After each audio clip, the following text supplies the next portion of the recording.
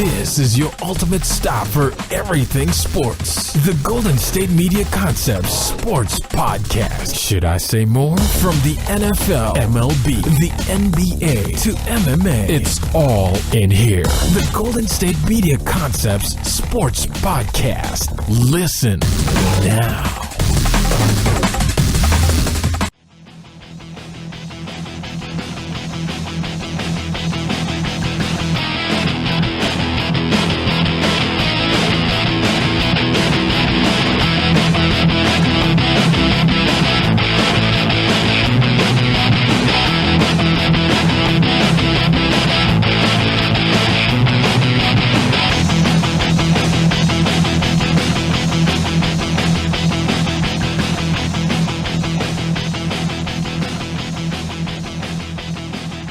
Hello, everybody, and welcome to the GSMC Sports Podcast, brought to you by the GSMC Podcast Network. I am your host, Jeff Malinoff, and with me is Mark Souza. We got NBA to talk about, we got a little bit of NFL to talk about, and we got some other news to talk about when it comes down to it. But first, let's talk about the NBA. James Harden's 30-point streak is still alive. What is it, 25 games now? 150 games. Yeah, that sounds about right. I don't even remember the last time he scored under 30 points in a game. When was it? Sometime last season. I don't know. It's been at least a year, right? Yeah, it's been a while. But of course, it's been, what's the actual number? I think it's 25, right? Yeah, it's something like that. It's something.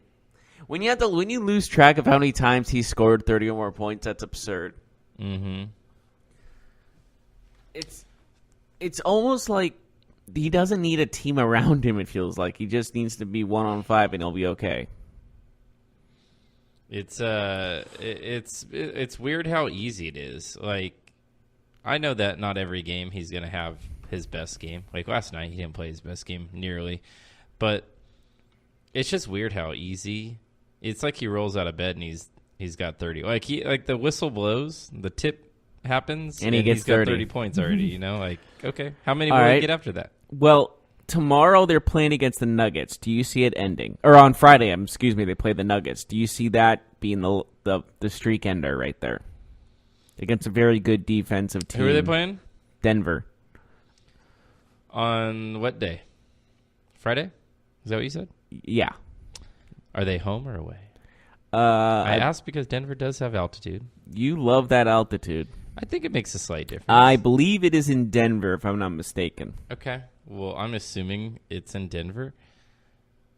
You said Friday. He played last night. No, he still does it. He gets 2 days off. Yeah. He'll be up for it. Okay. I don't know if it'll be efficient. It will be at Denver. I don't know if it'll be efficient, but I think he'll get between 35 and 39.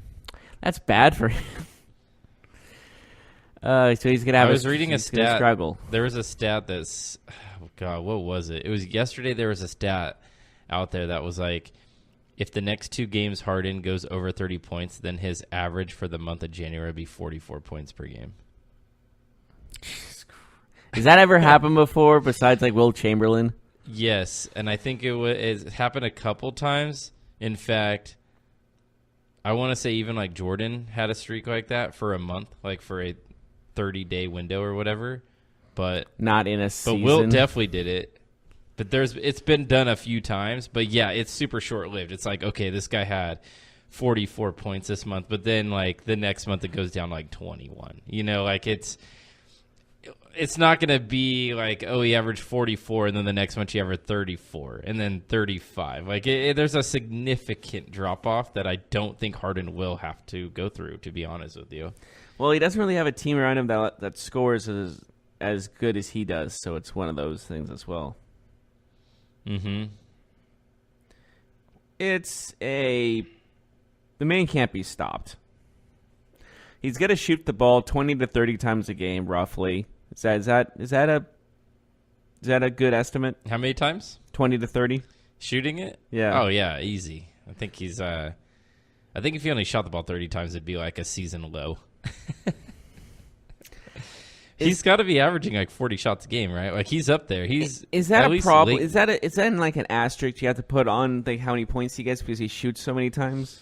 I think it would be if he wasn't doing amazing things. Like, yes, like mentioned, there are some nights where he has a tougher shooting night, and maybe he like goes 5 for 20 from 3, which obviously isn't. What was it, 1 of 17 that a couple of weeks ago?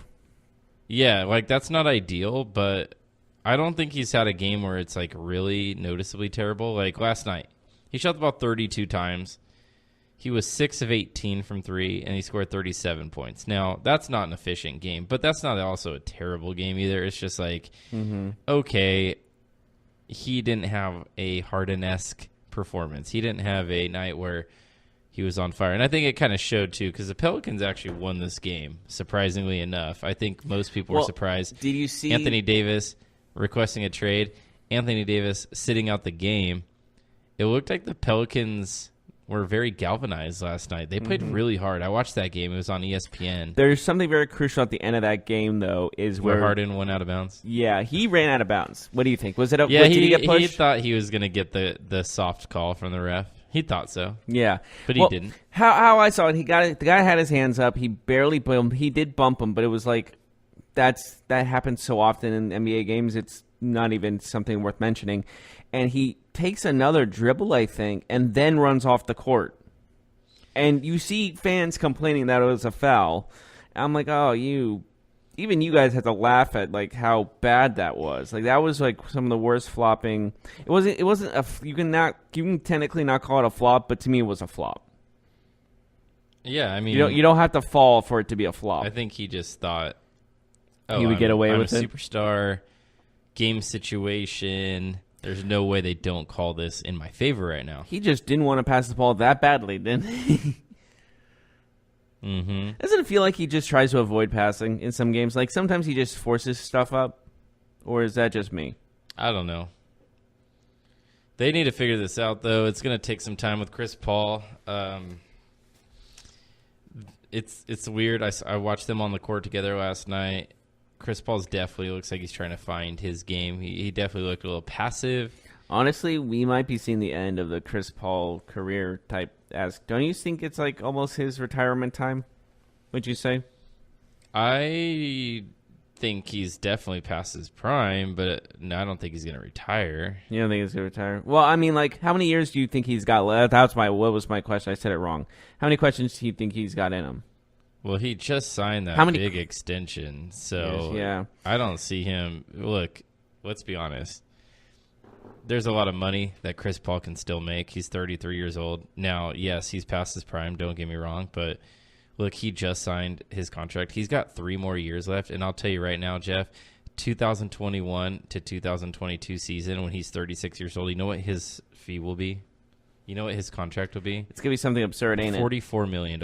That is way overpriced. Because he signed, so he makes 38 next year, 41 the next year, and 44. Houston was just like that desperate for another star next to Harden, weren't they? Yeah, this is the Bird deal or whatever, the Bird rights deal. So he gets $44 million in 2021, 2022. Yeah, so he has 111 million reasons to stick around for 3 more years. Clever. That is a lot of money. But I can see him not being a starter at that point.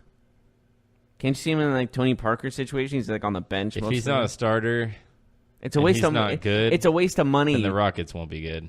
Yeah, but you know, like it's a waste of money if he's on the bench. But sometimes, like he's going to be at that age where he's not going to be able to produce like he used to. 36 years old at a point guard position? No. I don't want my starting point guard to be 36 years old. Mm-hmm. Because do you see it? Do you see Chris Paul being a starter at 36? Yeah. I mean, I don't see him playing off the bench. Yeah, I just feel like I'm not saying he's going to be one of the top 5 or top 10 point guards in the game, but what are the Rockets going to do? Look at the situation they have. They're not going to spend big money on another free agent point guard. They're probably not going to draft in the top 10 in the next 2 or 3 years. They are looking at a big downfall, aren't they? Yeah, and who would take that contract? I mean, I don't see that happening. They're stuck with him, and plus, at that time, if he's not going to be producing, which we think he's not going to be producing as well as he used to, obviously because he'll be 36, this team is not going to the playoffs at that time. Yeah, so I think for them, they're only looking at the next couple of years. I mean, we saw it with the Jimmy Butler offer that they made. I mean, they're obviously looking at the next... What was it, 4 first-round picks? Yeah, they're obviously looking at short-term. They're looking at the next 2 years to win with Paul, Harden, and possibly another player. That is still one of the most absurd not taking that contract or not taking that trade I've ever seen. Yeah, maybe. I would have taken that in a heartbeat. I would have probably taken that.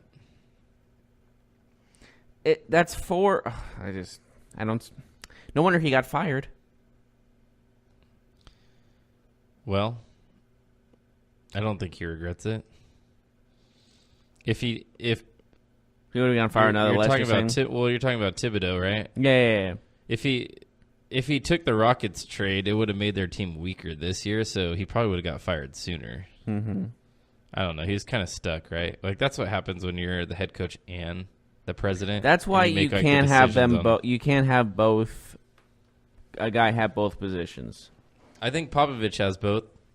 That's different. He's one of the greatest head coaches of all time. Thibodeau is not. That's true. But it can work. It just depends, right? Depends. Yeah, it depends on the coach, and that was not the coach for that job, for the president job. I don't believe he was right to have both. Mm-hmm. All right, let's talk about another game that happened last night. The Sixers, they ran over the Lakers last night. Comfortable win, 121-105. It was a 19-point lead after the first quarter. It got out of hand. Embiid was obviously good, like you'd expect. The reason why I bring this game up is the Lakers are kind of going through a little bit of a transition right now as they say LeBron could be back tomorrow. They play the Clippers, so it will be in Staples Center. I'm not sure if LeBron will actually be cleared to play, but based on information that we got over the last 2 days that we've seen, it sounds like that's what they're targeting. So he could be back as soon as tomorrow. The Lakers do need him, but the trade deadline is fast approaching here. Mm-hmm. Brandon Ingram last night was asked about the trade speculation. Of course, he's seen his name be brought up, and he said, it's all part of the business. So it didn't seem like maybe it's weighing on him too much. But if you're the Lakers, particularly a Ingram, a Lonzo Ball, a Kyle Kuzma, is this something that's weighing on your mind until the trade deadline is over, or are you just kind of going about your business as usual? See, that's an interesting question, but I would say it would like, it's honestly like if you're playing well, it's almost like you're working like to make the trade more interesting. No? It's funny that you say that because Ingram scored a career high 36 last night, and he was 16 for 20 shooting. So he actually had one of his best games of his career. And a lot of people have been getting on him for maybe not living up to the expectations. Well, he definitely lived up to one game at least. And for this, it's almost like if you're the Pelicans, you're like, ooh, that's a little interesting. Mm-hmm. He's been playing really well. You want that momentum on your side. Would you rather have a guy that's playing relatively well for his career or a guy that refuses to play for you in the coming future? Mm-hmm. So it's honestly like it almost needs to happen before the deadline, in my opinion. Yeah, we'll see. I don't know. I feel like the pressure is on the Lakers front office right now. Magic Johnson, especially, to get a trade done to bring Anthony Davis in. I know. I mean, without LeBron coming to LA, what has Magic really done? Yeah, I mean, you just have to look at their picks. Mm-hmm. I think Ingram, maybe he's a late bloomer. It's hard to say he's a bust because Kuzma's been playing well. Ball is okay. Ball's been all right. Ingram's been all right. But nothing's Kuzma's been stand good. out. Kuzma was a really good draft pick, though, because it was like a end of the first round pick. That was an unexpected surprise. That was That was a really good draft pick. But like with free agency and all that, he's been kind of disappointing. Wouldn't you agree? All things considered. Who's that? Magic with the Lakers. I mean, without to be LeBron. Seen, but well, yeah. I mean, but he got LeBron, so I can't. I think LeBron was going to go there regardless. That's what I'm saying. It's definitely possible. It's absolutely possible. Being part of the Lakers franchise, like being LA, they're going to attract free agents, no doubt about it. So that's absolutely possible. But we can't hold it against Magic either. You know, it's kind of like, yeah, maybe it wasn't really Magic who brought LeBron in. Like, there's no decision to be made there, but it was the legacy of the Lakers. Yeah, at the same time, you can't hold it against them. I wanted to talk about the Rising Stars Challenge. Have you seen the rosters for the Rising Stars Challenge? They're pretty good. Mm-hmm. I like them. Yeah. So, of course, it's the World rookie versus sophomore USA game, they call it. Well, it's like World versus U.S. now. Right. It's a World versus U.S., but it's all first and second year players. It used to be just sophomores versus rookies, which I enjoyed, but I get it. Mm-hmm.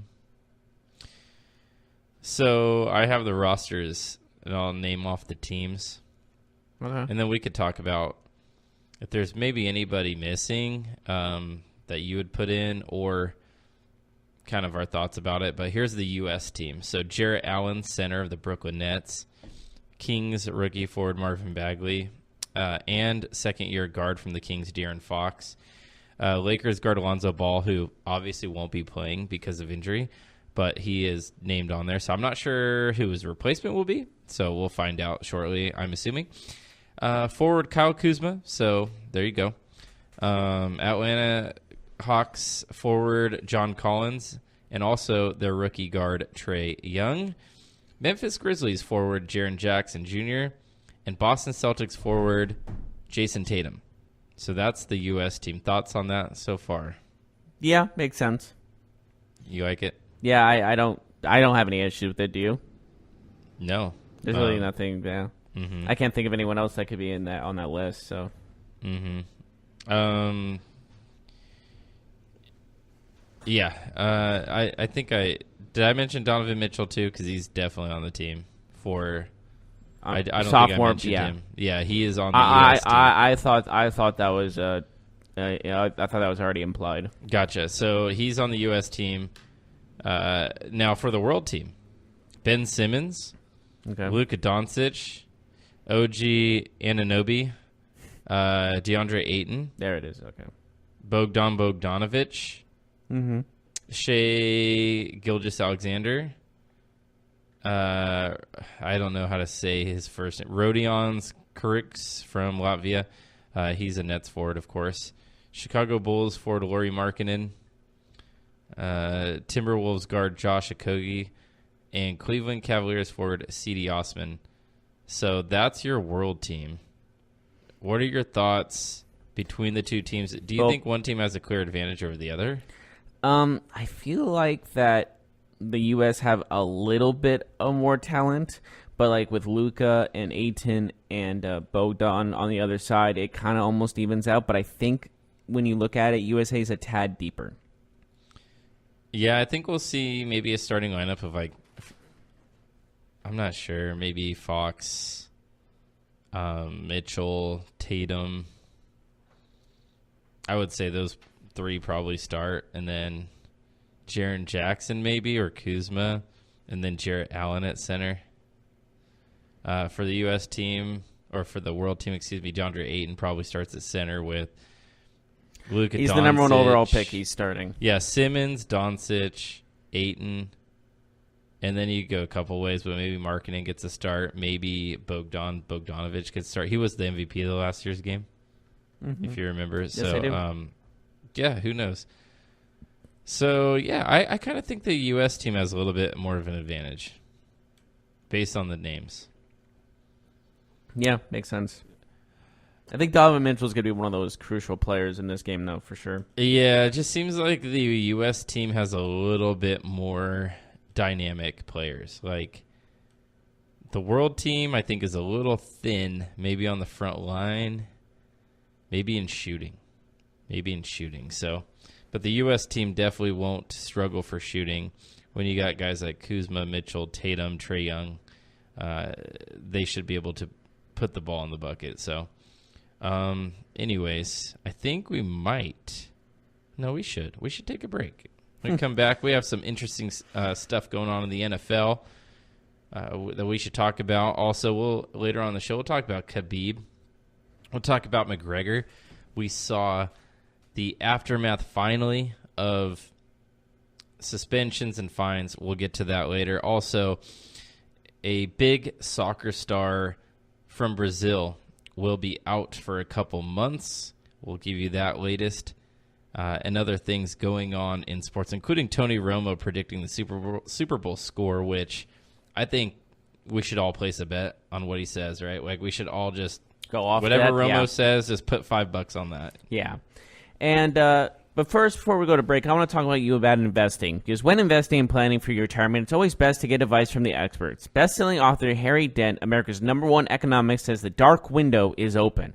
There's an opportunity to rapidly boost your retirement savings before the greatest stock market crash in American history. But this dark window won't be open for long. You can make up to 10 times the annual average stock market gain in just a few short months. Find out more by going to www.harrydentforecast.com. There is a very short time to take advantage of this dark window. So once again, go to www.harrydentforecast.com to learn more.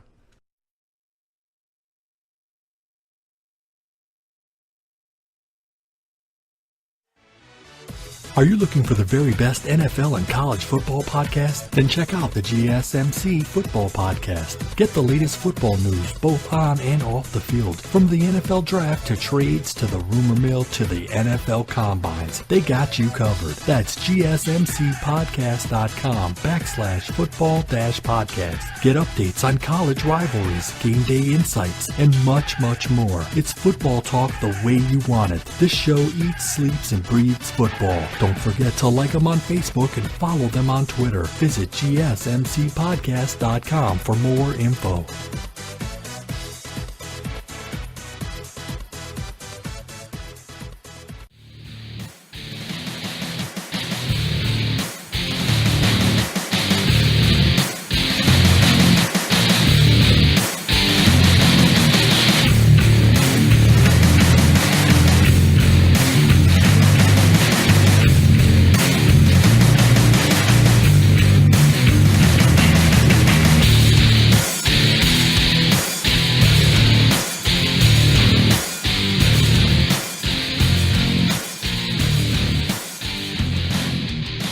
Welcome back, everyone, to the GSMC Sports Podcast. We just finished talking about the NBA. Now we have a lot more to discuss. What do you want to talk about first? Whatever you want. Whatever I want. Okay. Except your love life. I don't want to go there. I don't have one. There we go. Yes. And that topic is closed. Yes, okay. Gosh, there was you read off a lot of stuff, and I forgot what a bunch of you said. What was there was so one? So the NFL is considering adjusting coaches. That's challenge? right. I want to talk about that. So the coaches challenge just sounds like they're gonna give them a penalty for being wrong on the calls, but if it's like 5 yards, that's still like, why on earth would they challenge? There'd be no more challenges unless they know 100% for sure. But that rarely happens. I think it's stupid. What's your thoughts?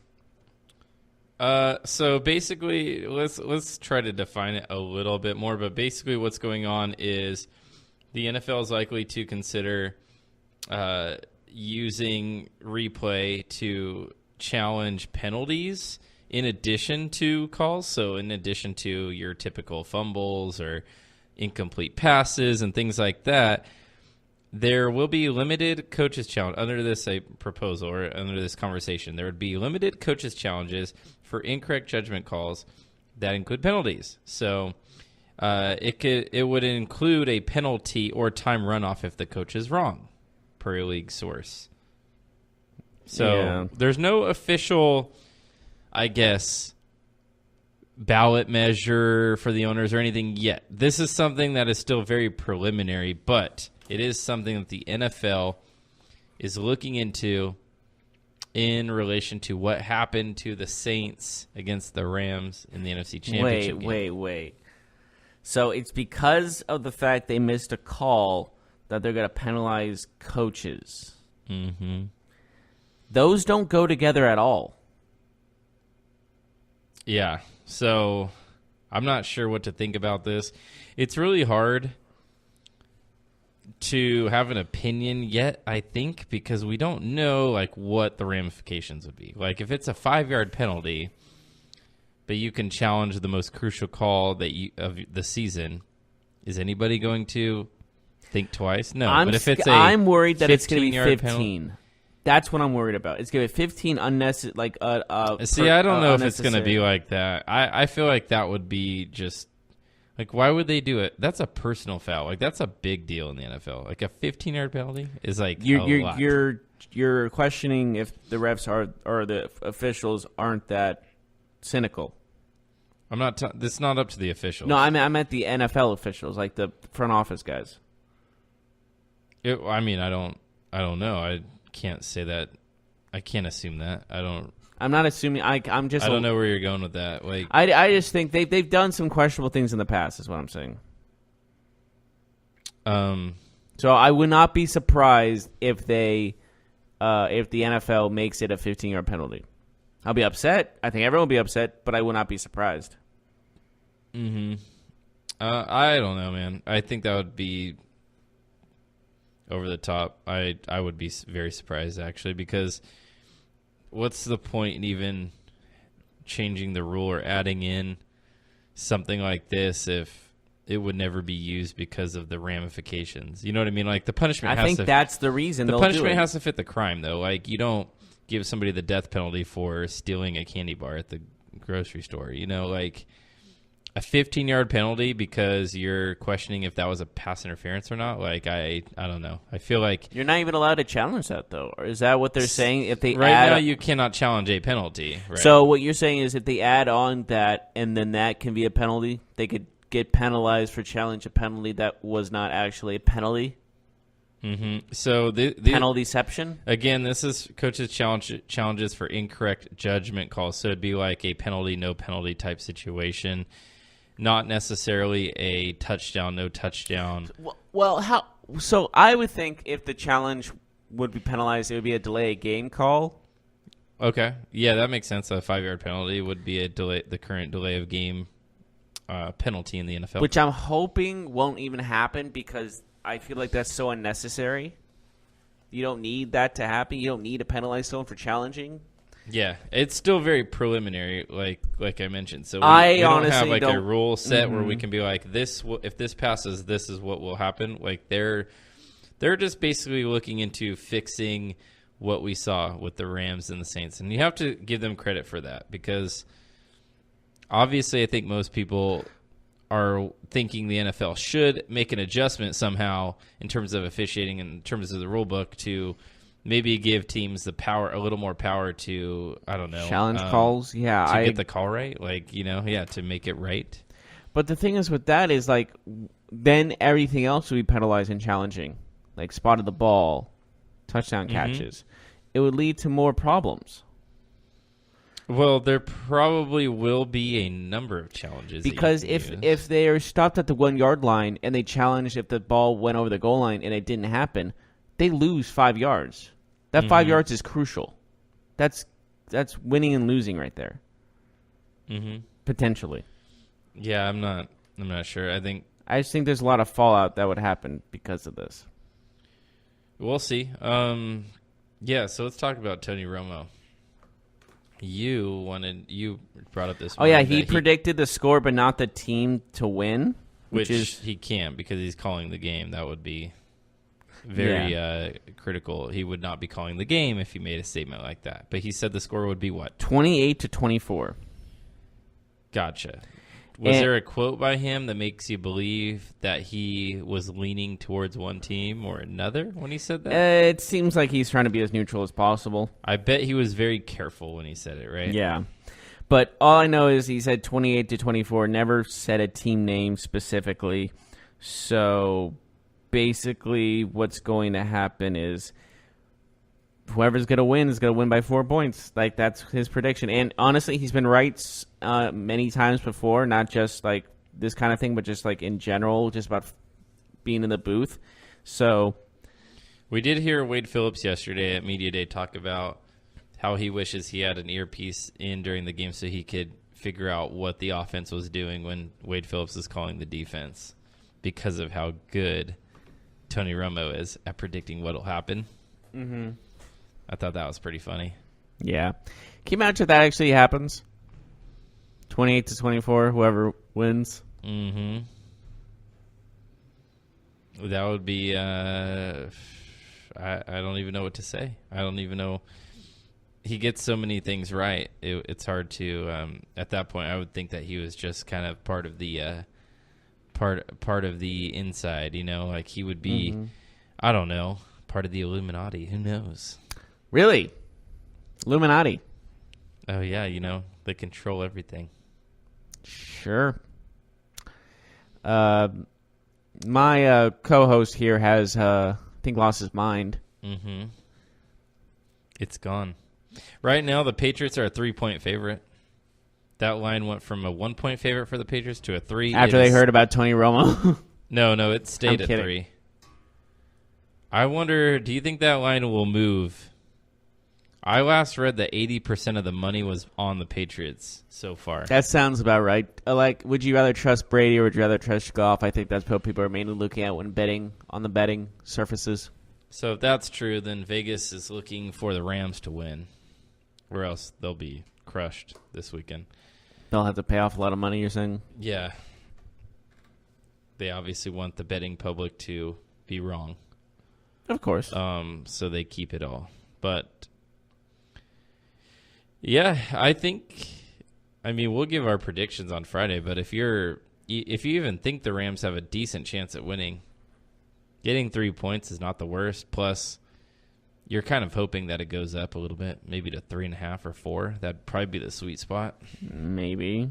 If you could get it at 4 and you think they have a decent chance at winning, that's a good bet, in my opinion. Yeah, let's talk about the Sean McVay. Actually, sorry.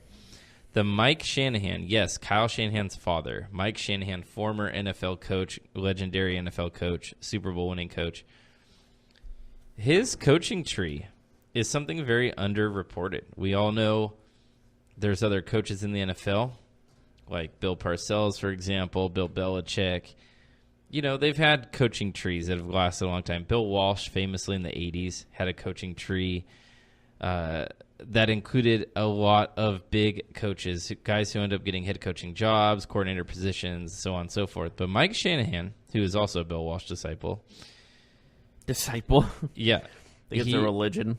He has Kyle Shanahan, of course, his son, Sean McVay, and Matt LaFleur, new Packers head coach, under his coaching tree. All three of them were on his staff at the Washington Redskins. What do you say about that? You know, it's one of those things in where it's not who, like, it's just you don't know who's going to be the next great head coach. It could be anybody, and that's one of those things. It could have been anyone, and sure behold, it was someone on the Redskins staff at the time. What do you mean? I just think, like, there's always potential for a great head coach to come out of nowhere. Mm-hmm. That's my main point. And then with McVay, Zach Taylor, his quarterback's coach, is set to be the next Bengals head coach. So that tree grows a little bit there. Mm-hmm. Anyways, we saw Media Day 2 in the NFL. Maroon 5 canceled their media day. Why? That doesn't make any sense. A lot of people are speculating they did that because they didn't want to answer questions regarding non-football stuff and they didn't want to talk about politics. A lot of people are speculating that they didn't want to talk about why they're not boycotting, or you know what I mean? Mm-hmm. And the NFL put out a statement saying that Maroon 5 will let their performance do the talking for them. Okay. Do you know who Maroon 5 is going to be performing with? I won't be watching, so no. Really? You don't watch the halftime show? There's apparently something on WWE called Halftime Heat that I'll be watching. Gosh. You're really going to watch wrestling during the Super Bowl? Halftime show. It's only on halftime. So what do they do? They're going to have a wrestling match. I think it's more. That's going to last 15 minutes or 20 minutes? That's the average length of a match, dude. Okay, dude. Don't hate on I don't hate on you what you like. It's wrestling, man. Yeah, it's not real. Oh, can I please give you I've trained to be a wrestler. I would love to give you a chop. They're in the athletes, chest. but it's not real. Yeah, some of the hits are though. Is it scripted? That doesn't mean jack. Yeah, it's scripted, but the what do you mean pain it doesn't mean anything? But falling on your back on a wooden board, yeah, that's still it hurts. takes an athlete to do wrestling, but it's not like. Do you watch TV shows and movies? Yeah, they're the same exact thing. They're not real. Sorry, Walking Dead. There's no zombies walking around. I know. I don't watch them for real. Exactly my point. I don't watch it because it's real. I watch it because it's entertaining. I just thought that was funny. I'm also not watching Walking Dead at halftime of the. Well, there's not going to be a 15-minute episode, but if there was, I probably would watch it. So Maroon 5 will be performing with Big Boy from Outkast and Houston rapper Travis Scott. So that is your halftime show. Or Halftime Heat on the WWE Network. I'm gonna promote that still. Are you getting paid to say that? No, I'm actually excited to watch the match. There's actually 6 very entertaining athletes. Gotcha. What channel is that on? It's on their network. You have to. You have to be a subscriber. Yeah, but you get a month free trial though. So if you want to check it out. Gotcha. Which wrestlers are in that? It's going to be Johnny Gargano and Timonos Ciampa and who's the last guy? Adam Cole versus Ricochet, Aleister Black, and Velveteen Dream, who are all extremely popular. Gotcha. What about John Cena? He is injured, and he doesn't really wrestle anymore. He rarely wrestles anymore. Why don't we have the John Cena music like as an app? As an app? Oh, that's not a bad idea actually. It's called iTunes. But like just the you know. Well, and also he's doing more movies now. He's like doing what The Rock does now. Talk about a man who cashed in from being a wrestler, huh? The Rock. Yeah. That dude is one of the most famous and richest athletes in the United States. He's not really an athlete anymore. But I mean, you know what I mean. He's an actor. And now he has his show. What is it called? Titan or something? Titan Games or something? Titan? I haven't seen it. It looks like America's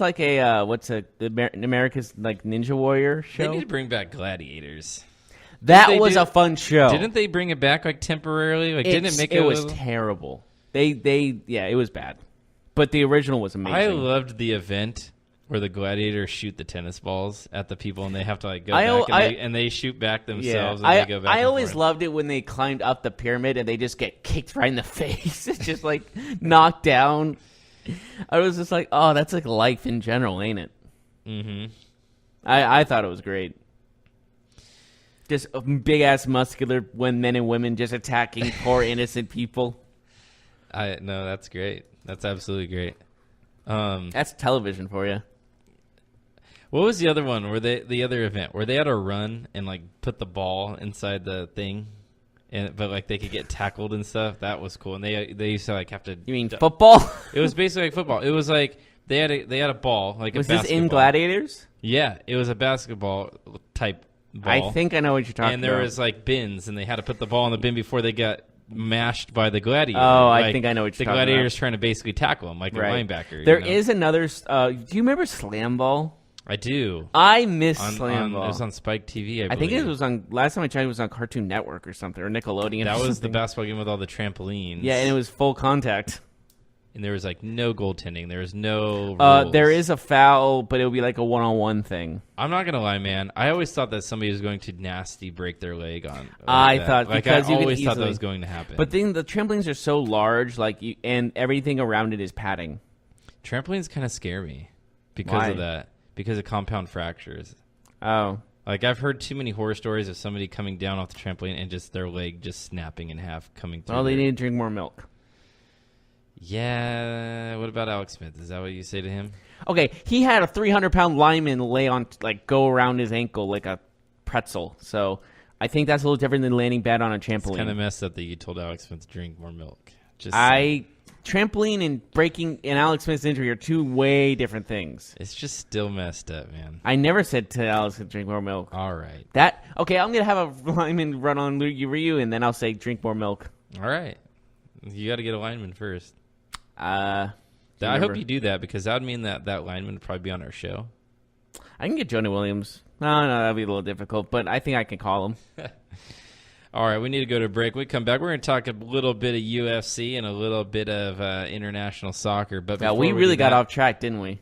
Yeah. You always want to talk about wrestling. You always want to just interject with your wrestling. I rarely talk about wrestling. And then it turns into defensive Jeff, where you're like, because you're so hateful. No. I just like to poke fun, but you're always like, wrestling is a sport. These are athletes. I never said that. Okay, but you know what I mean. These are athletes. These are incredible athletes. This is great. Sure, it's not real, but it's still awesome. It's a fun show to watch. All right, I never said it was a sport. You're right. I did put words in your mouth there. Yeah. But what I won't listen to you talk to me about is investing and planning, because for investing and planning for your retirement, it's always best to get the best advice from the best experts. Best-selling author Harry Dent, America's #1 economist, says the dark window is open. There's an opportunity to rapidly boost your retirement savings before the greatest stock market crash in American history. But this dark window won't be open for long. You can make 10 times an annual average stock market gain in just a few short months. According to the research of renowned Harvard economist Harry Dent, though, this window could slam shut later this year, and nobody on Wall Street is expecting it. This dark window is something bigger by far than anything he's predicted up to this point, and you can make 10 times the annual average stock market gain. Find out more by going to www.harrydentforecast.com. There is a very short time to take advantage of this dark window, so go to www.harrydentforecast.com to learn more.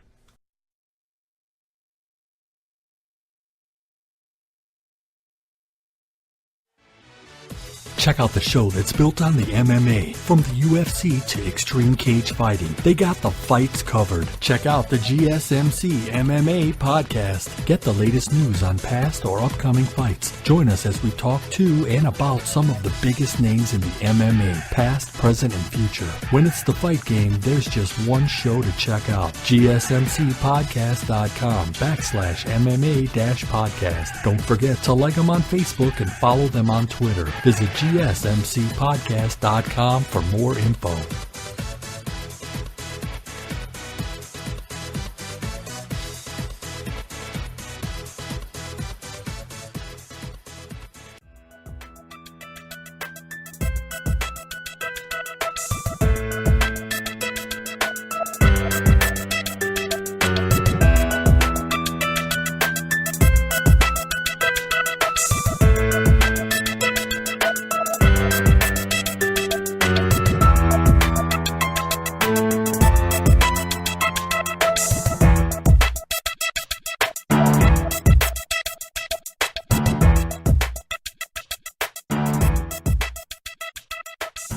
Welcome back to the GSMC Sports Podcast. We just finished talking about the NFL's rule regulations and other things about the NFL. Now, let's move on to some UFC news, as Khabib and McGregor have both been fined, very different amounts, by the way, in their little brawl they've had. Gosh, it was November? The post-match fight? UFC 232, if I'm not mistaken. Before we go into the details, don't you think Khabib deserved to be reprimanded more than Conor, though? I mean, it was him and his people that kind of, started it all off and kept it going. Khabib was fined $500,000. Mm-hmm. And I believe he was suspended for, 6 months, if I'm not mistaken? 9 months, but it's retroactive. Mm-hmm. So that was on October 6th was the fight, so... Basically, they're looking at 3 months already gone, 4 months already gone. And McGregor was fined very less than that, and I believe it was $50,000. Yes, and he was it was also a suspension of 6 months. Mm-hmm. Yes, And, of course, Khabib is upset. Now, we have to mention that a couple more people were suspended for their actions, including Khabib's brother. He was suspended a year, and Khabib's manager, he also was suspended. So those two guys got longer. They got longer suspensions than they Khabib did climb over the cage and attack people. So makes sense. So what do you think about this by the UFC? Because this happened, and then it was a big deal, and then it went took away for a way while. too long for this had to happen. It took way too long for the fines and suspensions to be official because this should have been happening a week afterwards or less than. It's so easy. But having it wait months is ridiculous. This should have happened months ago. I don't know why it took so long. Yeah, I mean, that's true. Now, Khabib is saying that he will never fight in Nevada again, which is obviously a problem because for the like, UFC. Yeah, they like to fight in Nevada, don't they? Yeah, most of their events are in Nevada. I mean, that's just... Las Vegas is like the fight capital, right? I mean, where else do people fight? Apparently, Khabib would like to fight at Madison Square Garden when his suspension is up. So is everybody else. So his suspension will not be over until this fall. Why apparently. is Khabib like so defensive and so like this is ridiculous when he's the one that jumped over the cage and attacked people with a flying jump kick? It sounds like I made that up, but I think that he's probably more mad about the money because he was suspended $500K instead of $50K, and Khabib makes less money than Conor. Now they're Khabib both instigated it. Khabib made a ton of money from this, but you have to remember that they withheld Khabib's purse that night.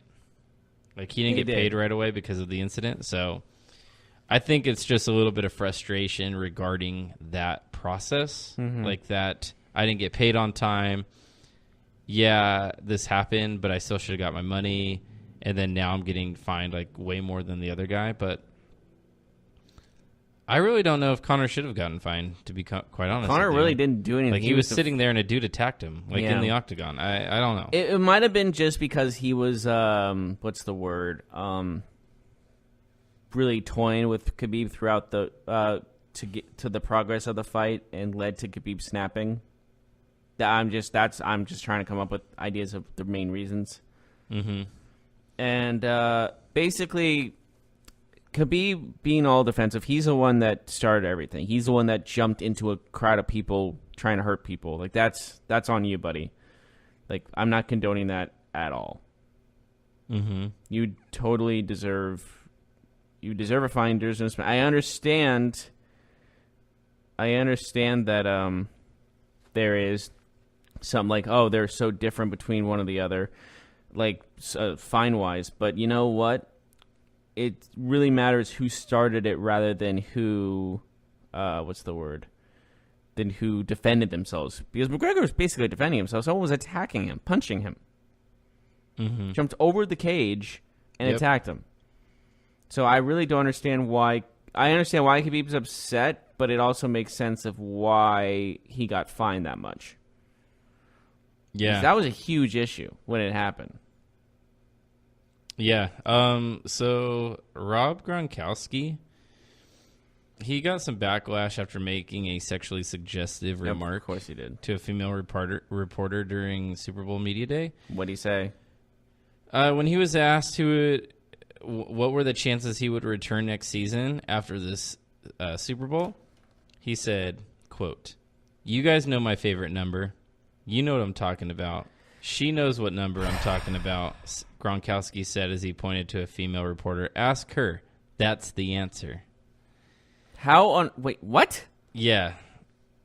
That makes no sense, first of all. Yeah, he went to Arizona. I'm bashing my own team, my own school. But yeah, are you kidding me? What is that even? That's not a yes or no answer.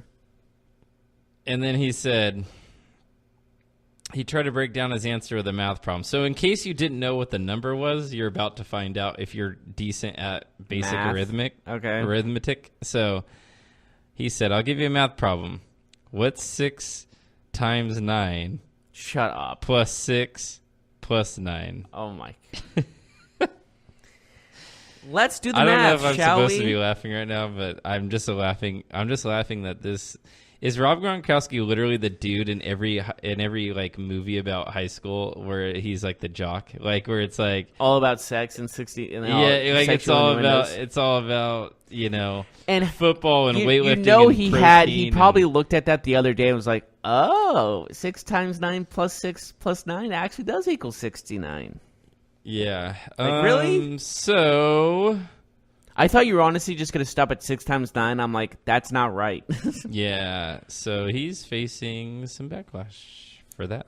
Well, that's a really stupid thing to say. That is a stupid I'm not going to comment. lie. I don't care. People out there probably like, oh, what a bunch of snowflakes or whatever. But come on, that's just dumb. Like, grow up. And you were 29 years old, you were bro. pointing out a girl saying she knows what I'm talking about a sexual position. Like, really? Like, be a little more professional. But then he had the audacity to break it down in case anybody had any doubt about what he was talking about. He kept talking about it. Yeah. That's the issue. Like, if he would have stopped after the first thing he said, it would have been fine because everybody would have been like, oh, it's so vague that, like, it doesn't But matter. then he made it more specific. Yeah. It's like him saying, I want to do stuff sexually to that reporter. That's basically what he was saying. So, Brazilian national team player, standout star, and PSG star Neymar. He is out 10 weeks after he has injured his foot again. Same injury that happened last year about this time. It's almost a year, kind of a coincidence there. It's another like Illuminati stress fracture type thing. He's going to miss 10 weeks? The French Champions League match against Manchester United. So both matches he will miss. And then if they do progress, he will definitely miss the quarterfinals. So he could be back for the semifinals if they get there. But as we know from PSG's history, they have a history of not being able to get that far, despite having a team full of high-priced talent. Now, what does that sound like? Is the pressure on PSG to get it done? They literally have not progressed past the quarterfinal round since I can remember. And they're always the team that spends maybe the most money every single year. They have a team full of stars. What team does that sound like to you, first of all? The Yankees? I was going to say Dodgers, but that works too. Okay, yeah. Dodgers spend a lot more. But at least those two teams have a history of winning, whereas PSG has a history of not winning the Champions League. They don't have that history. But in recent history, you could say that. But overall, I would say... Yeah, after hearing all that, they do have to win, but losing their best player arguably really puts a big dent in their plans because even if they lose, they'll come up with, well, we were not at full strength, quote unquote. I think that will be one of those things. So, anyways, that's our show for today. Actually, I have one more thing. Oh, you do? Yes. Is it wrestling related? It is not. It's Thank actually God. Tom Brady related. Do you remember that Pittsburgh television station that called Brady a known cheater, on the graphic? Yeah, they said nothing wrong. Well, the CBS affiliate fires graphics guy for labeling Tom Brady a known cheater. They fired him. So, if any of you saw that, it wasn't actually like someone photoshopping that. That was legit. It was an actual television graphics guy that thought it would be okay to say known cheater. I mean, he cheated. But that is... You're not supposed to be... I know. It's not the place. It was the time and the place. I get it. But, hey, sometimes you get fired for telling the truth. Well, there's a time and a place to tell that truth. That's that wasn't the time or the place. Shouldn't you be able to always tell the truth? Okay. Are you really defending this guy? I bring up an interesting... point. I get what you're saying, but this was like a very inappropriate time to call out a guy for his previous things. I think it's funny. All right. Anyways. I think that, he should have expected that. All right. Are we done for today? I think that should do it. Awesome. All right. Well, thanks, everyone. We'll see you tomorrow. Yes, have a good day, everybody.